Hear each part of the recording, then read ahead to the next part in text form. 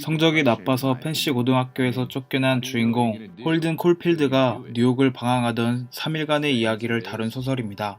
홀든은 위선자들이 판치는 학교를 떠난다는 핑계로 퇴학을 당하기 전 먼저 뉴욕으로 떠납니다. 그리고는 뉴욕의 술집, 호텔, 클럽 등을 전전하며 우울한 기분을 떨쳐내려 하지만 어딜 가나 위선자들이 판을 칩니다. 홀든은 죽은 동생 엘리나 피비를 좋아하는데 이러한 마음은 순수한 자신의 모습을 지키고 싶기 때문입니다. 하지만 나중에 피비와의 대화를 통해 세상이 순수성과 속물 근성으로 양분할 수 없다라는 걸 깨닫습니다.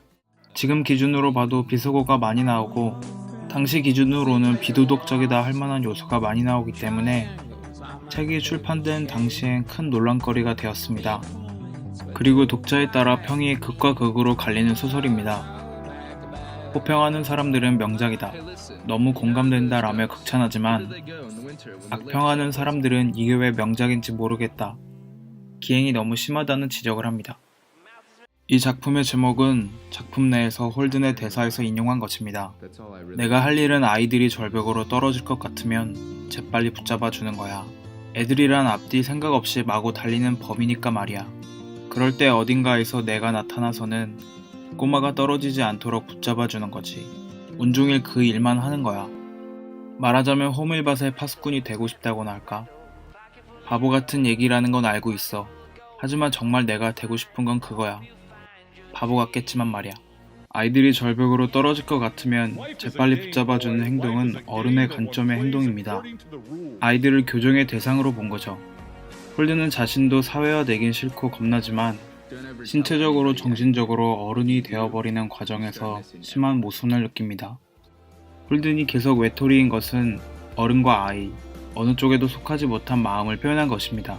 사춘기를 겪고 있는 청소년들은 여기서 위로를 얻습니다. 사춘기가 지났다고 생각했던 저도 이 부분이 위로가 되었습니다.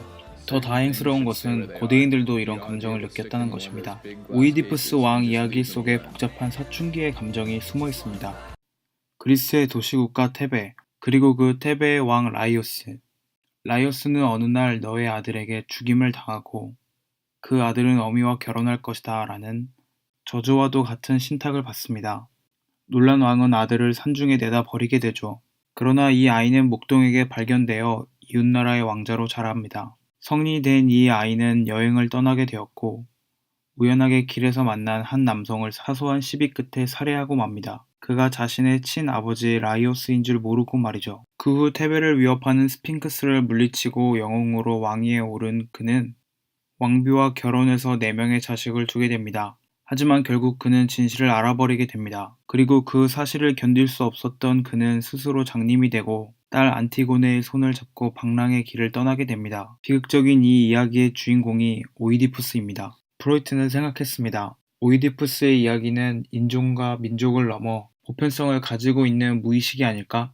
오이디푸스 컴플렉스라는 건 간략하게 말해서 남자아이가 어머니를 사랑하고 아버지를 경쟁 상대로 느낀다는 것입니다. 아이가 엄마의 품에서 자랄 때는 모든 게 만족스러운 상태입니다. 하지만 어느 정도 자라면 사회 구성원으로서 필요한 것들을 배우게 되죠. 그때 사회화 담당자가 아빠입니다. 그래서 남자아이는 아버지로부터 공포를 느끼는데 이것은 사회화에 대한 두려움이 됩니다. 좀 더 자세하게 이야기해 보겠습니다. 어린아이는 세상이 자신을 중심으로 돌아간다고 생각합니다. 아기일 때는 부모가 자신이 원하는 것을 뭐든지 이루어 주었기 때문에 이 생각이 잘 통합니다. 하지만 어느 정도 성장하면서 이해할 수 없는 것들이 하나둘 생겨나기 시작하고 스트레스를 받습니다.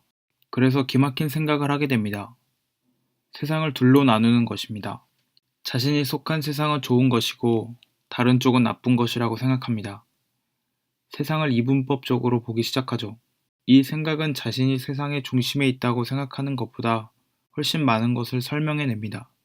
홀든은 순수와 속물, 엄마와 아빠, 아이와 어른처럼 대립된 이미지를 만들어내서 세상을 분류하다 보니까 뭔가 이상하다는 것을 깨닫습니다.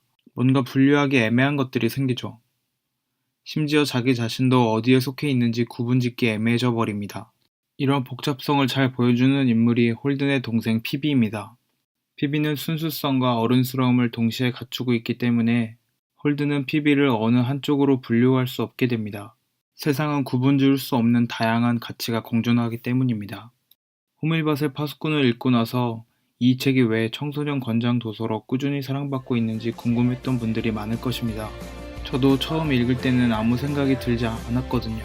근데 다른 사람이 쓴 리뷰를 보고 시간이 흐른 뒤 소설을 다시 읽어보니까 속에 담겨진 의미를 조금 들여다볼 수 있었습니다.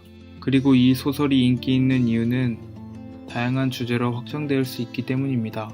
저는 오이디푸스 왕을 주제로 이야기를 만들었지만 다른 주제로 얼마든지 토론할 수 있는 소재가 많은 소설입니다. 여러분들도 어느 쪽에 속하지 못하고 외톨이 같다고 느낄 때 이 책을 읽으면서 위로받으셨으면 좋겠습니다.